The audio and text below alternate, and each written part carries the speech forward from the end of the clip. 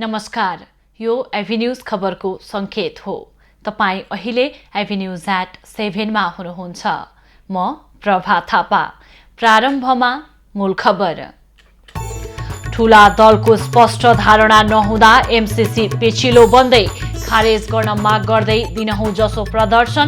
गृहमन्त्री भन्छन् एमसीसी अघि बढाउनु सरकारको दायित्व। आगामी निर्वाचनमा एमालेको बहुमत आउने ओलीको दावी। नेपाल भन्छन् संसदमा आफ्नो उपस्थितिले ओलीको सातो गयो। नेपाली जनताको सातो कायम रहनुपर्छ। एमालेको विरोधका बीच संसदबाट 2 अध्यादेश पारित। विचाराधीन मुद्दालाई लिएर संसद अवरुद्ध नगर्न सभामुखको आग्रह। वायु सेवा निगम निजीकरण नहुने मन्त्री आलेद्वारा स्पष्ट। सुधारका लागि विमान खरिद र कर्मचारीको सेवा सुविधा कटौती गर्ने भनाई। कोरोना विरुद्धको खोप पर्याप्त भए पनि व्यवस्थापनमा समस्या। 1,24,00,000 भन्दा बढी खोप भण्डारमै थन्कियो।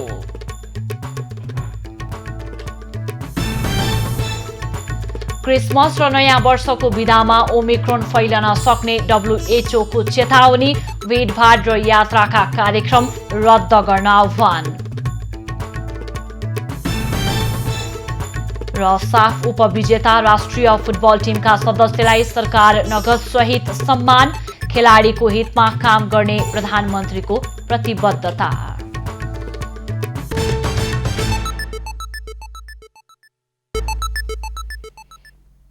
अब खबरको सिलसिला प्रारम्भ गरौं एमसीसी को विरोध सम्बन्धी प्रसंगबाट। एमसीसी खारेज गर्न माग गर्दै आएका मोहन वैद्य नेतृत्वको नेकपा क्रान्तिकारी माओवादी, नेकपा माले सहितका राजनीतिक दलहरूले मंगलबार पनि काठमाडौँमा विरोध प्रदर्शन गरेका छन्। एमसीसी संसदबाट पारित गर्न नदिने चेतावनी दिँदै नेकपा क्रान्तिकारी माओवादीका नेता सीपी गजुरेल, नेकपा मालेका महासचिव सीपी मैनाली सहितका नेताहरूको अगुवाईमा काठमाडौँमा विरोध प्रदर्शन भएको हो। प्रदर्शनलाई सम्बोधन गर्दै नेकपा मालेका महासचिव एवं पूर्व उपप्रधानमन्त्री सीपी मैनालीले एमसीसी अनुदान नभएको दावी गरे। यहाँ अशान्ति हुने, अस्थिरता हुने, हाम्रो मुलुक चाहिँ एउटा रणभूमिमा परिणत हुने, हाम्रो स्वतन्त्र सार्वभौमिक सत्ता खण्डित हुने र देशकै अस्तित्वमा प्रश्न उठ्ने भएकोले हामीहरूले यो एमसीसी सम्झौता धोका हो, यो राष्ट्रघाती छ, यसलाई फिर्ता लैजाउँ भनिरहेका छौँ। नेकपा क्रान्तिकारी माओवादीका नेता सीपी गजुरेलले विकास निर्माणका नाममा अमेरिकाले सुरक्षा रणनीति भित्र्याउन चाहेको आरोप लगाए। पास हुन्छ, यो संसदबाट पास हुनुपर्ने चाहिँ उनले प्रावधान राखेको छ, यो अनुदान हुँदै होइन।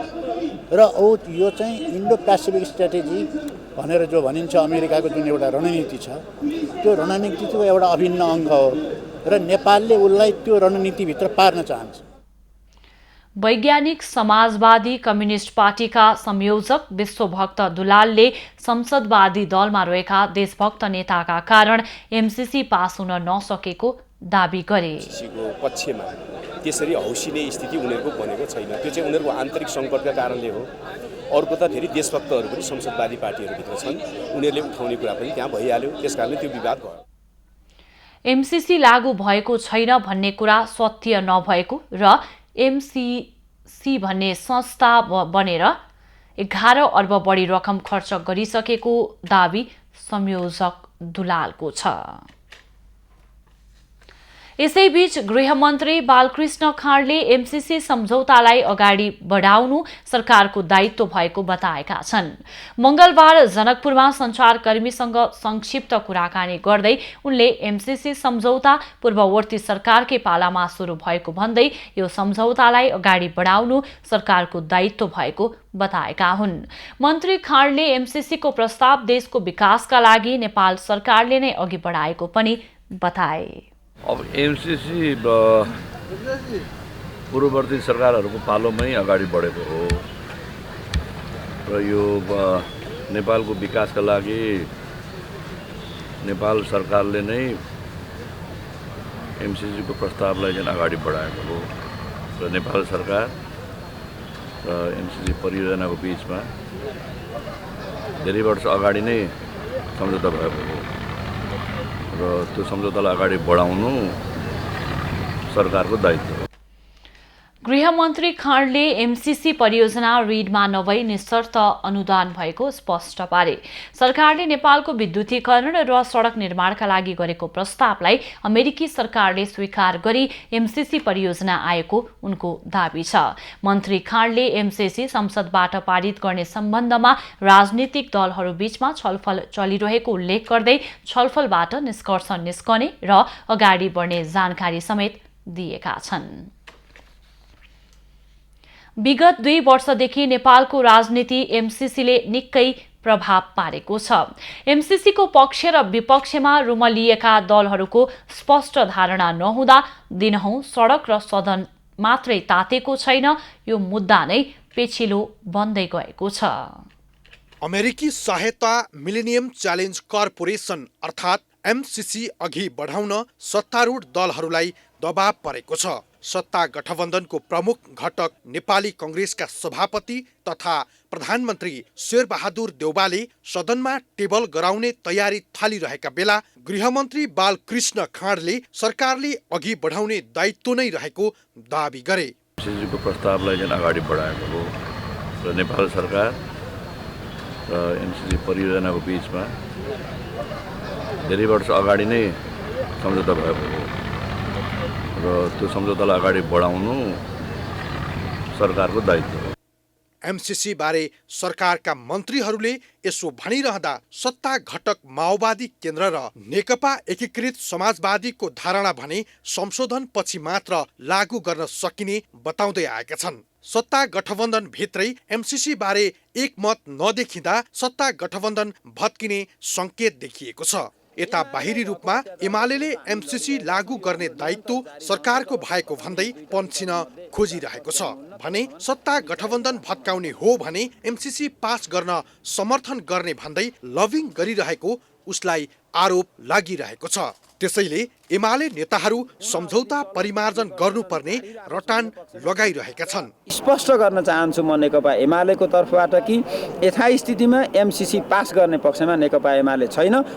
एमसीसी बारे ठूला दलहरू मौन बस्दा साना दलहरूले भने एमसीसी मुलुकको हितमा नभएको भन्दै सडक र सदन दुवै तताइरहेका छन्। अहिले देशभित्र एमसीसी सम्झौताको व्यापक चर्चा छ र यो सम्झौता देशको हितमा छैन, यो अमेरिकी सहयोग होइन, यो विष जस्तै हो अमेरिकाको।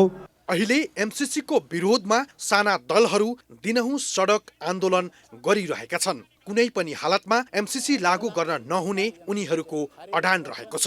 50 करोड रुपियाँमा 50 करोड अमेरिकी डलरमा राष्ट्रिय स्वाधीनताको बिक्री हुनु हुँदैन भन्ने हाम्रो भनाइ। उनीहरूका आश्वासनमा बिकेका छन्, उनीहरूको पैसामा बिकेका छन्, त्यसकारण उनीहरू ठाडो मुन्टो लगाएर विरोध गर्न सक्दैन। तर प्रमुख दलहरू भने राजनीतिक नाफा घाटाको हिसाब गरिरहेका छन्। यद्यपि एमसीसी मुलुकको हितमा छ, सबै दल एकमत हुन जरुरी छ। होइन भने एमसीसीको नाममा जनतालाई गुमराहमा राखिराख्नु जरुरी छैन।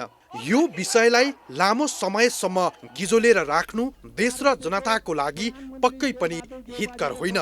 एभिन्यूज खबरका लागि सरोज पौडेल, काठमाडौँ।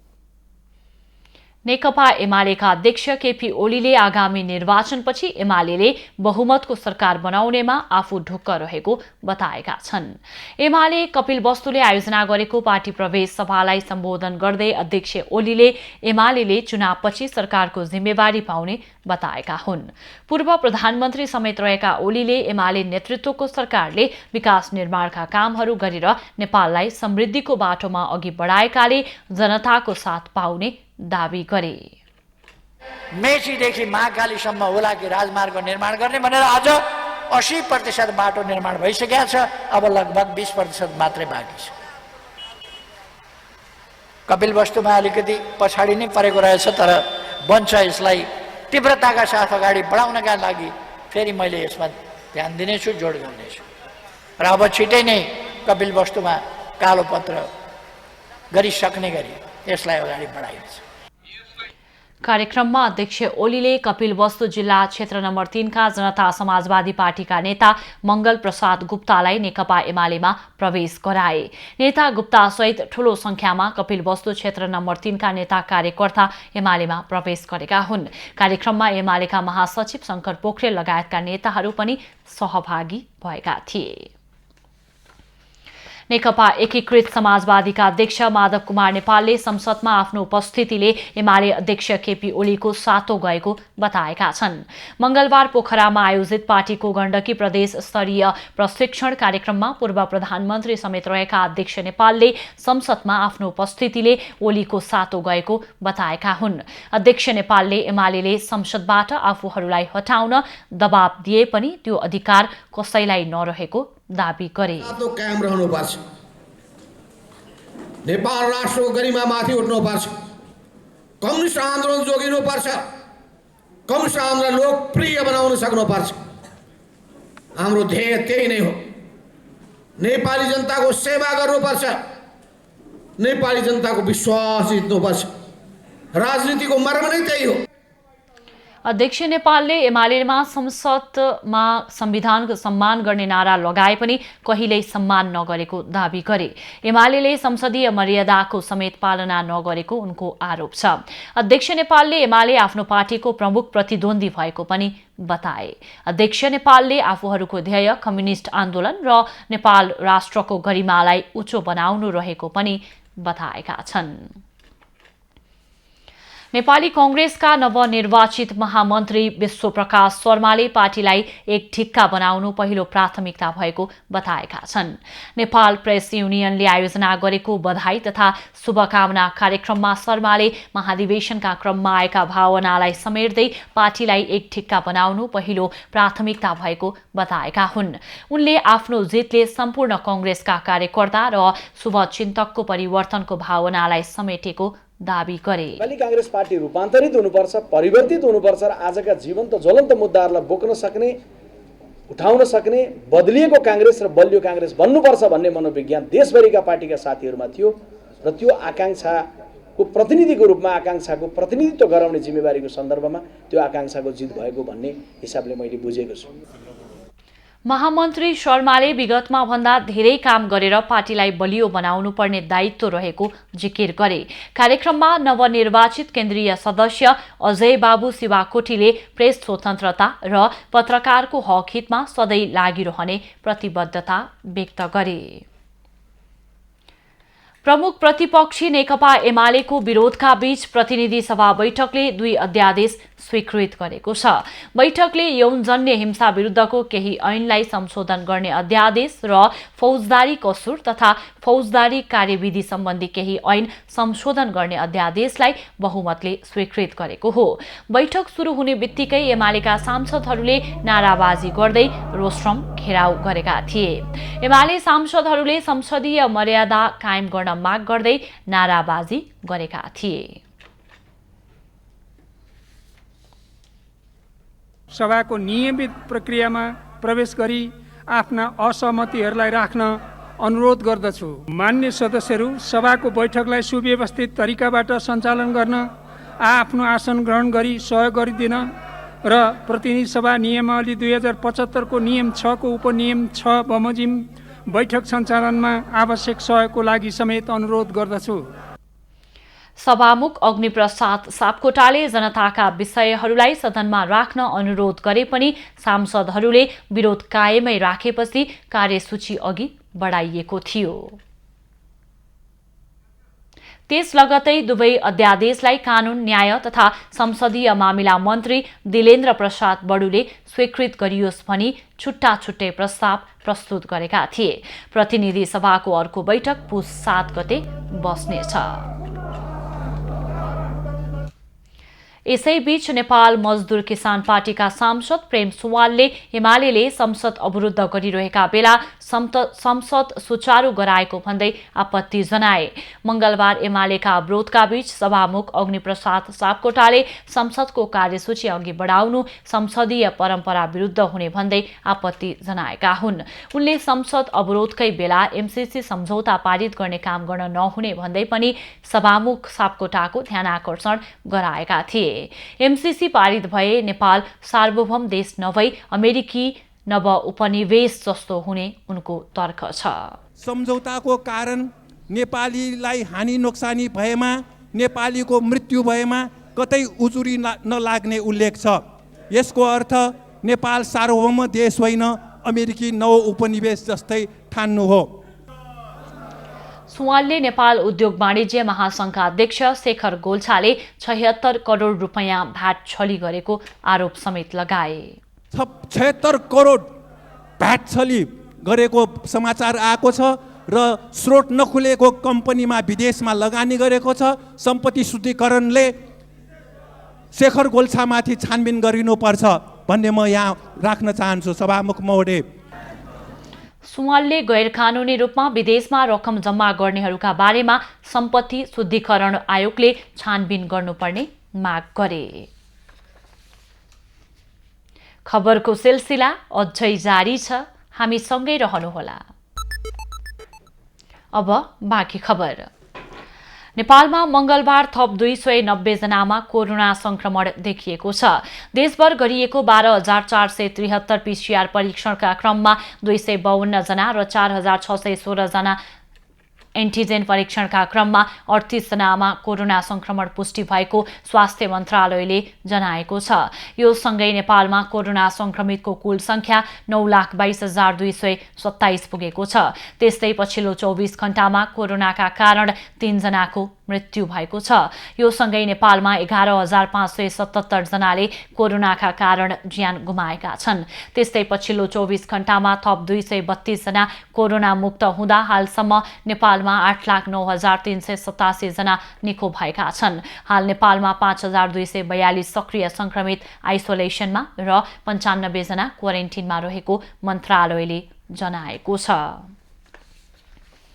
पछिल्लो समय नेपालमा खोप आउने क्रम जारी छ। अहिले 1 करोड भन्दा बढी खोप भण्डारमै रहेको छ। तर खोप पर्याप्त मात्रामा भए पनि खोप अभियानले भने तीव्रता पाउन सकेको छैन। नेपालमा अहिलेसम्म 3 करोड भन्दा बढी खोप भित्रिसकेको छ। साथै अहिले पनि खोप भित्रने क्रम जारी छ। त्यस्तै अहिले 1 करोड 24 लाख भन्दा बढी कोरोना भाइरस विरुद्धको खोप भण्डारणमा रहेको छ। सरकारले एकै दिन 3 लाखलाई खोप लगाउन सकिने बताए पनि पछिल्लो समय 1 लाखको हाराहारीमा मात्र खोप दिने गरेको तथ्याङ्कले देखाउँछ। कोरोना भाइरस विरुद्धको खोप अभियान सञ्चालनका क्रममा खोप लगाउनेको संख्या बढी हुने भए पनि अन्य समयमा भने खोप लगाउनेको संख्यामा कमी देखिने गरेको स्वास्थ्य मन्त्रालयको भनाइ छ। अहिले हामीले हेर्यौँ भने अहिले पछिल्लो दिनका अभियानहरू बालबालिका केन्द्रित अभियान चाहिँ भर्खर सुरु भएको छ। यो हामीले काठमाडौँ उपत्यका सुरु गरेका छैनौँ। त्यस्तै अलिक बढी जनघनत्व भएका ठाउँहरू जहाँ चाहिँ हाम्रो एकदमै कम तापक्रममा राख्ने खालका खोपहरू राख्ने भण्डारणहरू छन्, ती ठाउँहरूमा हामीले पछि अर्को खोप ल्याएर सुरु गर्ने भनेका छौँ। त्यसले गर्दाखेरि पनि ठुलो सङ्ख्या कभरेज हुन बाँकी छ। स्वास्थ्य मन्त्रालयका अनुसार अहिलेसम्म 2 करोड 15 लाख बढीले कोरोना भाइरस विरुद्धको खोप लगाइसकेका छन्, जसमा 1 करोड 19 लाख भन्दा बढीले एक मात्रा लगाएका छन्। साथै 95 लाख 82 हजार भन्दा बढीले पूर्ण मात्राको खोप लगाएका छन्। अहिले पनि कोरोना भाइरस विरुद्धको खोप भण्डारणमा पर्याप्त भएकाले खोप अभियानलाई तीव्रता दिने मन्त्रालयको भनाइ छ। तर एकै पटक सबैलाई खोप लगाउन नमिल्ने भएकाले प्राथमिकतामा राख्दै खोप छिट्टै सबैलाई दिने योजना रहेको मन्त्रालय बताउँछ। धेरै जनघनत्व भएका प्रदेशहरूमा पनि हामीले अलिक फरक रणनीति लिएर खोपहरू अभियानहरू सञ्चालन गर्नुपर्ने छ। तर बागमती प्रदेश, गण्डकी प्रदेश जस्ता केही प्रदेशहरूमा हेऱ्यौँ भने जहाँ जनसङ्ख्या पनि धेरै छ, ती प्रदेशहरूमा खोप लगाइसक्ने व्यक्तिहरूको सङ्ख्या चाहिँ निकै धेरै भइसकेको छ। पछिल्लो समय कोरोना भाइरसको नयाँ संस्करण ओमिक्रोन समेत देखिएकाले पूर्ण मात्रा लगाएकालाई अतिरिक्त खोप दिनुपर्ने बहस समेत चल्न थालेको छ। साथै कोरोना भाइरसको खोप पर्याप्त मात्रामा भए पनि खोप व्यवस्थापन गर्न नसकिएका कारण खोप अभियानले तीव्रता पाउन नसकेको टिप्पणी समेत हुँदै आएको छ। क्यामेरामा विनय तामाङको साथमा त्रिगुडा भट्टराई बस्नेत, काठमाडौँ।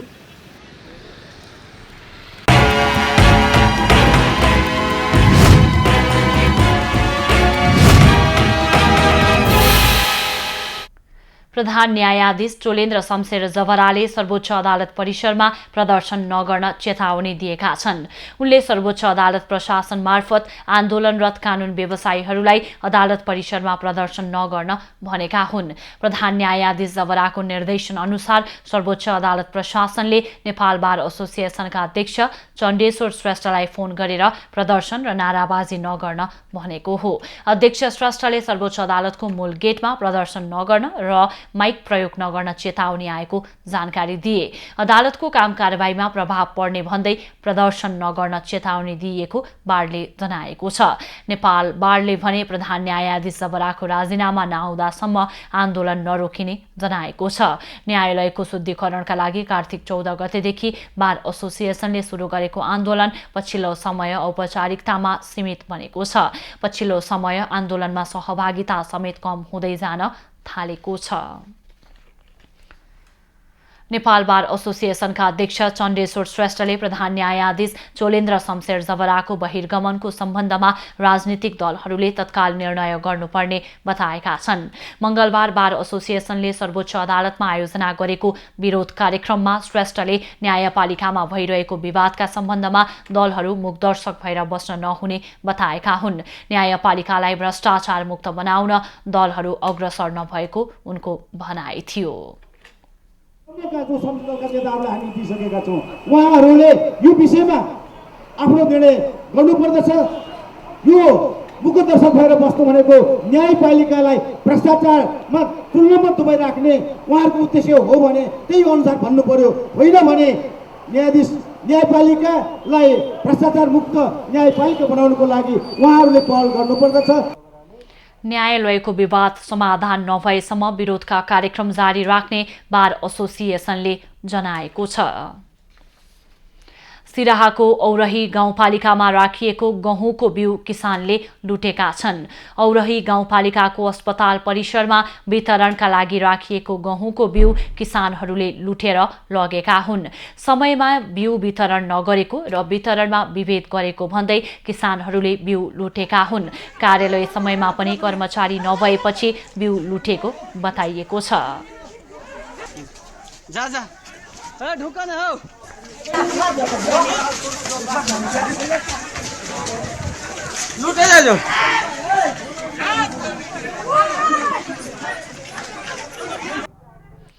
तीन 333 बोरा बिउ लुटिएको कृषि शाखाले जनाएको छ।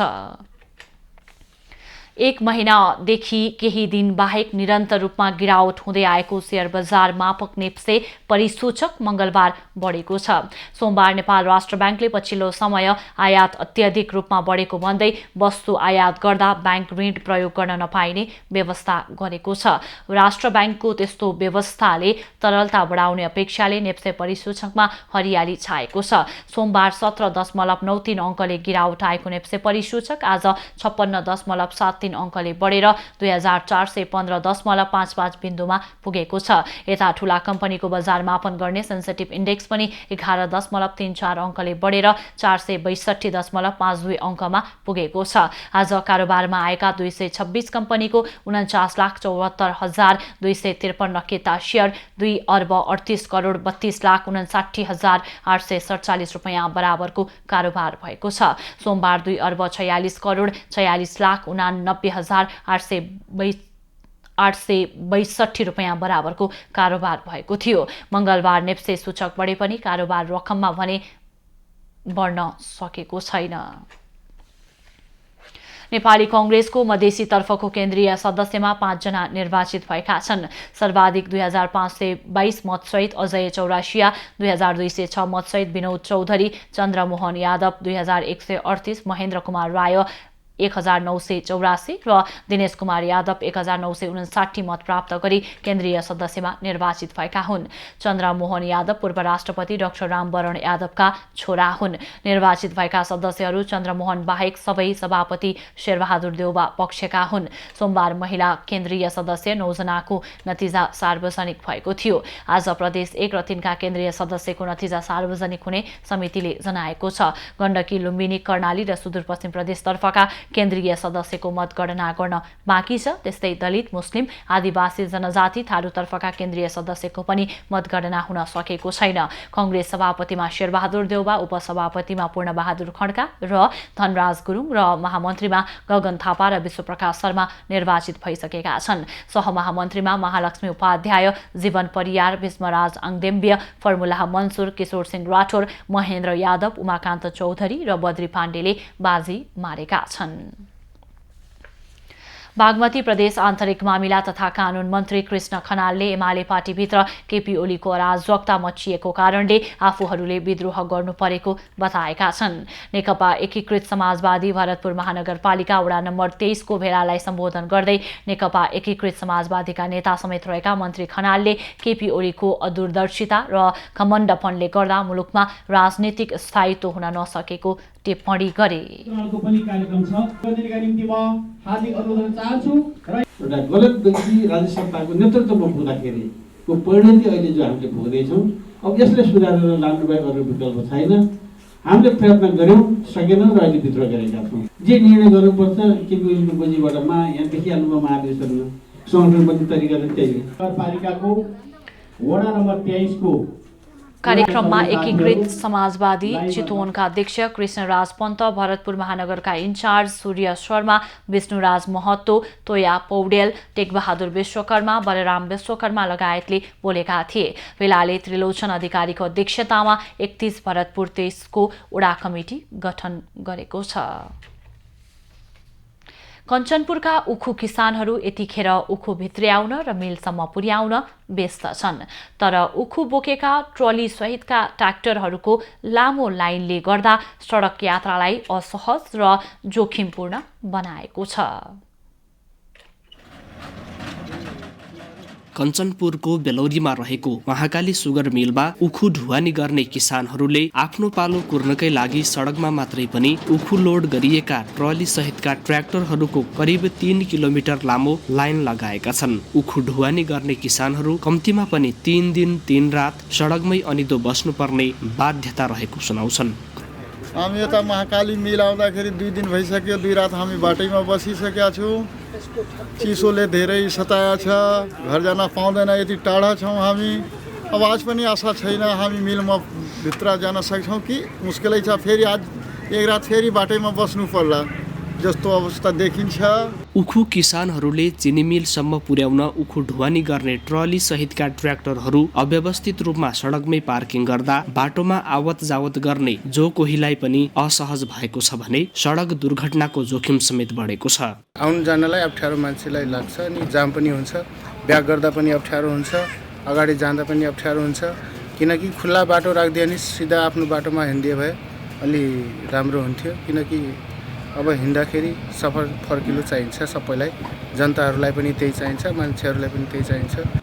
अधिकांश किसानहरूले एकैचोटि उखु काट्दा मिलभित्र प्रवेश नपाएपछि सडक छेउमै पार्किङ गरी पालो कुर्नु परेको हो। उक्त कार्यलाई व्यवस्थित गर्न महाकाली सुगर मिलले ध्यान दिनुपर्ने र किसानहरूले पनि मिलबाट पर्चा पाइसकेपछि मात्रै उखु काट्नु उपयुक्त हुने नागरिक समाजको धारणा छ। किसानले पनि कम्तीमा चाहिँ आफ्नो पर्ची हातमा आइसकेपछि आफ्नो ढङ्गले चाहिने उखु नकाटिकन उखु मिल व्यवस्थापन समिति अर्थात् मिल प्रशासनले भन्ने बमोजिम गरिदिएको भए किसानको उखु पनि यसरी बाटोमा अल्पत्र नहुने र किसानको उखु पनि नबिग्रिने, तत्काल काटेर तत्काल ल्याउँदा चाहिँ उत्पादकता पनि बढ्ने अब यसले गर्दा के भयो त भन्दा मिललाई चाहिँ फाइदा नै भएको छ। कञ्चनपुरको दक्षिणी क्षेत्रको सबैभन्दा ठुलो उद्योगका रूपमा स्थापित महाकाली सुगर इन्डस्ट्रिजले क्षमता अनुसार उखु पेलाइ गरिरहेकोले मिलबाट पर्चा पाइसकेपछि मात्रै उखु काट्न र व्यवस्थित रूपमा ढुवानी गर्न उखु किसानहरूलाई अनुरोध गरेको छ। उखु लाउने मान्छेले 1 बिघा उखु छ भने बरु 10 कट्टा उखु लाउनुस्, 10 कट्टा अरू अन्य बाली लाउनुस्। त्यो सेलफेटमा गयो भने पनि समयमा उखु ताजा पाउने, किसानलाई पनि उखु काट्न हतार नहुने होइन, त्यसो हुनुपर्ने हो। पछिल्लो 1 दशक यता बेलौरीमा सञ्चालनमा रहेको महाकाली सुगर मिल र पुनर्वासमा रहेको भागेश्वर सुगर मिल स्थापना भएपछि कञ्चनपुरको दक्षिणी क्षेत्रका किसानहरू उखु खेतीतर्फ आकर्षित भएका छन्। यद्यपि उखु काटिसकेपछि सोही खेतमा गहुँ छर्ने हतारोमा किसानहरूले अपरिपक्व उखु काटेर मिलसम्म पुर्याउने गर्दछन्। यसबाट एकातिर उखु उत्पादक किसानहरूले उचित मूल्य पाउँदैनन् भने अर्कोतिर चिनी उद्योगहरूले उपयुक्त समयावधिसम्म आवश्यकता अनुसार उखु पेल्न नपाई छिट्टै उद्योग बन्द गर्नुपर्ने बाध्यता हुन्छ। एभिन्यूज खबरका लागि हरिश चन्द्र बाग, कञ्चनपुर। काली गण्डकी करिडोर अन्तर्गत बेनी जोमसोम कोरोला सडकका योजनामा पक्की पुल धमाधम निर्माण भइरहेका छन्। करिडोर अन्तर्गत बेनीदेखि मुस्ताङको कोरोला नाकासम्मको सडकमा 2 दर्जन पुल निर्माणको योजना रहेको छ।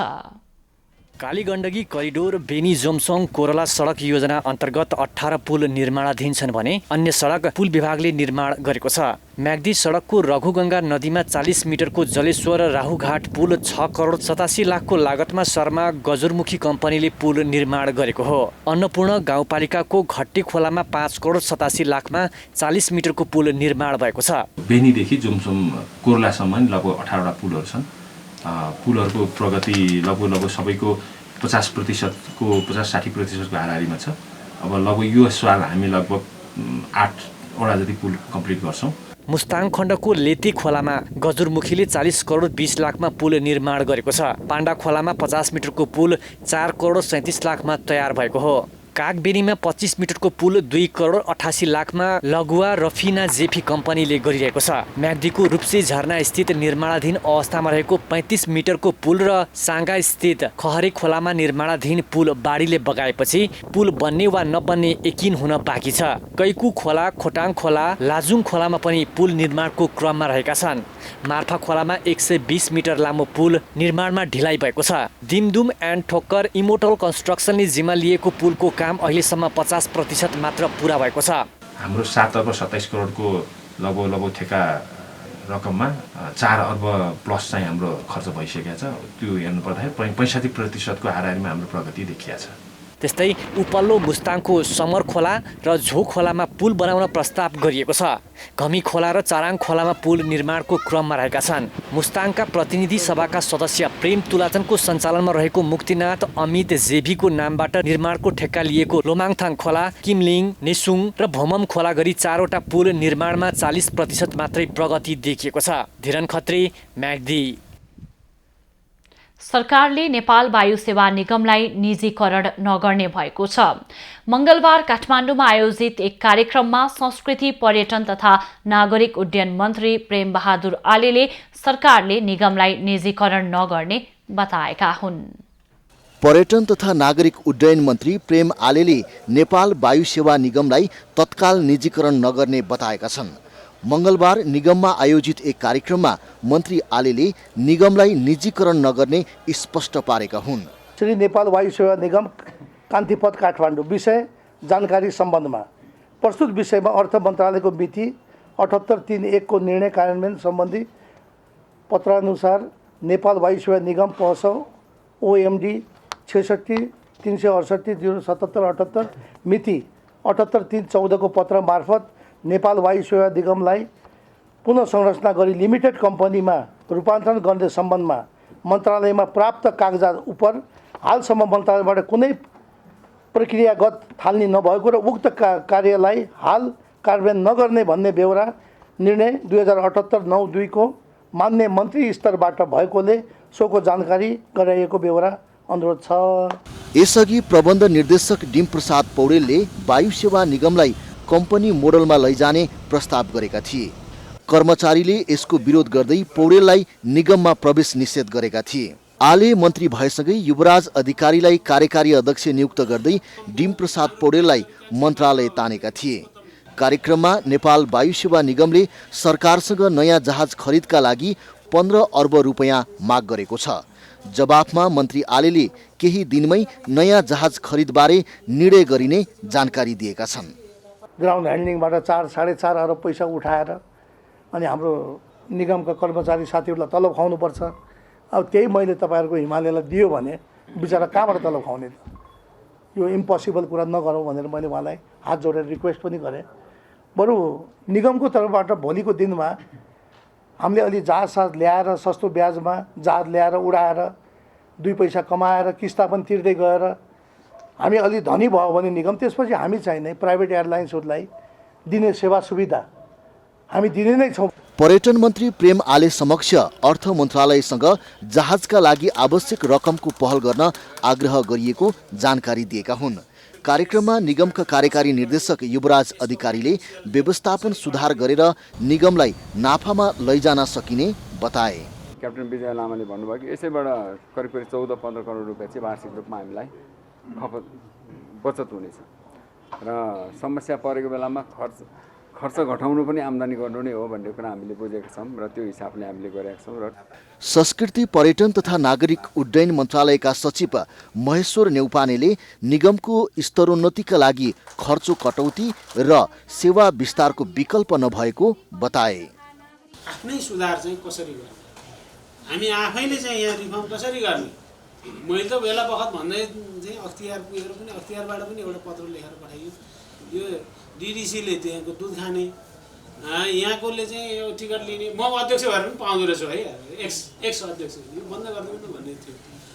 ओली नेतृत्वको सरकारमा वन मन्त्री रहँदा आलोचित बन्दै आएका आलेले शेरबहादुर देउवा नेतृत्वको सरकारमा गएसँगै निगम सुधारमा सक्रिय देखिएका छन्। उनले त्रिभुवन विमानस्थल सुधारको लागि समेत उल्लेखनीय काम गरेको भन्दै प्रशंसा हुँदै आएको छ। अजय खत्रीको रिपोर्ट।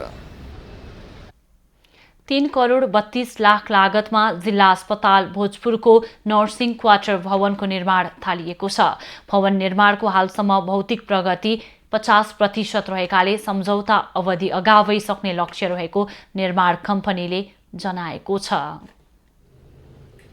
जिल्ला अस्पताल भोजपुरको नर्सिङ क्वार्टर भवन निर्माणको कामले तीव्रता पाएको हो। अस्पतालमा कार्यरत नर्सहरूलाई लक्षित गरेर भवन निर्माणको काम थालिएको हो। सघन शहरी तथा भवन निर्माण आयोजना धनकुटाको भ्याट सहित 3 करोड 32 लाख लागतमा ब्राइट बुल युडी बिल्डर्स जेबीले क्वार्टर भवन निर्माणको जिम्मा लिएको हो। भित्तामा पर्खाल लगाउने, जग बसाल्ने लगायतका काम गत भदौ महिनाबाट थालिएको भए पनि मुख्य क्वार्टर भवन निर्माणको काम भने कार्तिक महिनाबाट सुरु भएको छ। यसको म्याद भनेको चाहिँ 79 फागुनसम्म छ।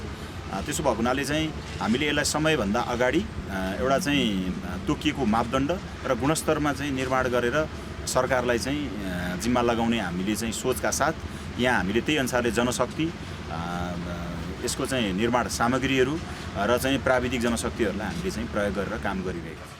2 तलाको भवनमा 8 परिवारलाई बस्न मिल्ने गरी आवश्यक संरचना निर्माण हुने जनाइएको छ। भवनको कामलाई गुणस्तरीय बनाउनका लागि तोकिएको मापदण्ड अनुसारको सामग्री मात्र प्रयोग गरिएको सघन शहरी तथा भवन निर्माण आयोजना कार्यालय धनकुटाले जनाएको छ। यसको पहिलेदेखि नै हामीले सबै ल्याब टेस्टहरू हुन्छ नि सर, सबै प्री टेस्ट गराएर एग्रिगेटदेखि लिएर स्यान्डदेखि लिएर सिमेन्ट सम्पूर्ण रूपमा सबैको ल्याब टेस्ट प्री टेस्ट सबैको रिपोर्टमा आएको छौँ। त्यो रिपोर्ट चेक गरेर मात्र यहाँ हामीले काम सुरु गराएको। त्यस पश्चात पनि हामीले यहाँ पनि अहिले क्युब टेस्टहरू सबै 9वटा स्पेसिमेन लिएर 1 स्याम्पल यहाँ पनि हामीले राखेको छौँ। सम्झौता अवधि 2089 सालको फागुनसम्म रहेको भए पनि गुणस्तरीय ढङ्गले निर्माण गरेर त्योभन्दा अघि नै सरकारलाई हस्तान्तरण गर्ने निर्माण कम्पनीको दाबी छ। पहाडी जिल्ला एवं आवश्यक सुविधा कम हुँदा स्वास्थ्यकर्मी तथा डाक्टरहरू कमैले मात्र यहाँ बस्न रुचाउने गरेका छन्। भवन निर्माण भएपछि सो समस्या हट्ने विश्वास गरिएको छ। युवराज विष्ट, भोजपुर। खबरको सिलसिला अझै जारी छ, हामी सँगै रहनुहोला। प्रधानमन्त्री शेरबहादुर देउवाले खेलाडीहरूको मनोबल उच्च राख्न सरकारले सदैव खेलाडीहरूको हितमा काम गर्ने बताएका छन्। साफ फुटबलको उपविजेता बनेको राष्ट्रिय फुटबल टिमका सदस्यलाई सम्मान कार्यक्रममा प्रधानमन्त्री देउवाले खेल र खेलाडीको विकासका लागि सरकार प्रतिबद्ध रहेको बताएका हुन्।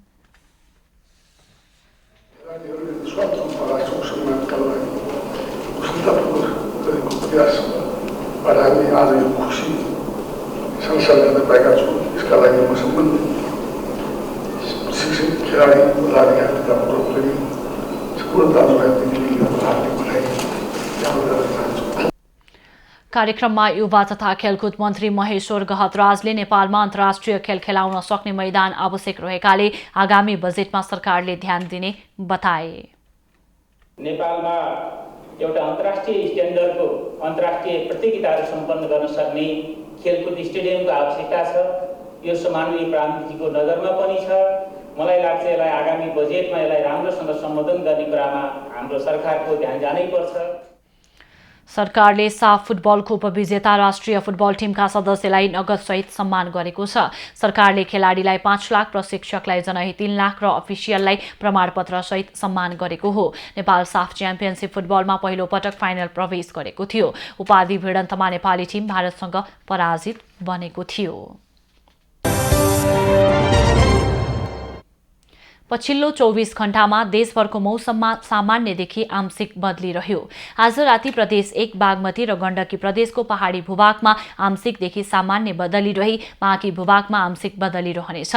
प्रदेश 1 बागमती तथा गण्डकी प्रदेशको उच्च पहाडी तथा हिमाली भूभागका 1-2 स्थानमा हल्का हिमपातको पनि सम्भावना रहेको जल तथा मौसम पूर्वानुमान महाशाखाले जनाएको छ। काठमाडौँ उपत्यकाको आजको अधिकतम तापक्रम 24 डिग्री सेल्सियस र न्यूनतम तापक्रम 3 डिग्री सेल्सियस मापन गरियो। आज देशभरको मौसम कस्तो रह्यो त? हेरौं देशका विभिन्न स्थानको मौसमी अवस्था।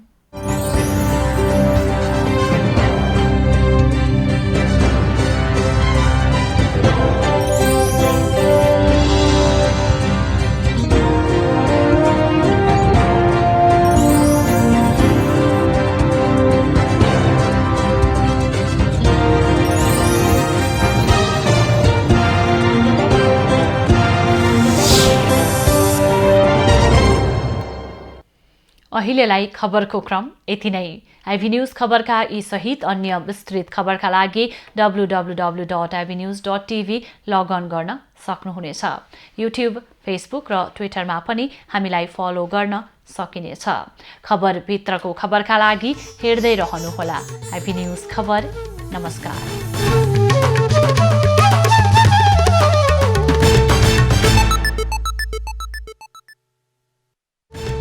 Avi News at